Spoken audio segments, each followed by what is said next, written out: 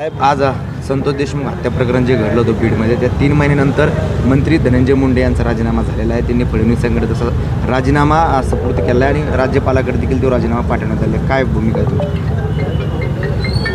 आता तुम्ही सांगितलं की राजीनामा त्यांनी दिलेला आहे आणि कालपर्यंत त्याची चर्चा अशीच होती की राजीनामा देणार वगैरे, पण आज जर राजीनामा दिला असेल तर हे वराती मागून घोडे।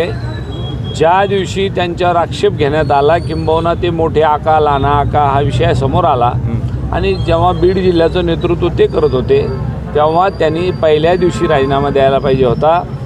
3 महिने राजीनामा देऊन न देता काढणं म्हणजे त्या संतोष देशमुखांच्या कुटुंबियाच्या संदर्भातली भूमिका त्यांनी कुठंतरी आरोपीच्या पाठीमागं खंबीरपणे उभं आहे का सरकार?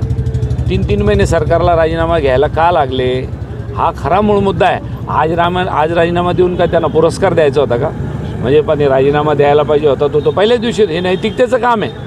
अनेक मोठ्या देशातल्या राज्यातल्या नेत्यांनी सांगितलं त्यांनी नैतिकतेने हा राजीनामा देण्याची गरज आहे, तो द्यायला पाहिजे होता, तो का दिला नाही हा मूळ मुद्दा होता। आणि इतके दिवस लागल्यानंतर आता राजीनामा देत आहे। त्यांच्या लक्षात आलं की आता सभागृहामध्ये अधिवेशन चालवताना विरोधी पक्ष आपल्याला फोडून काढेल।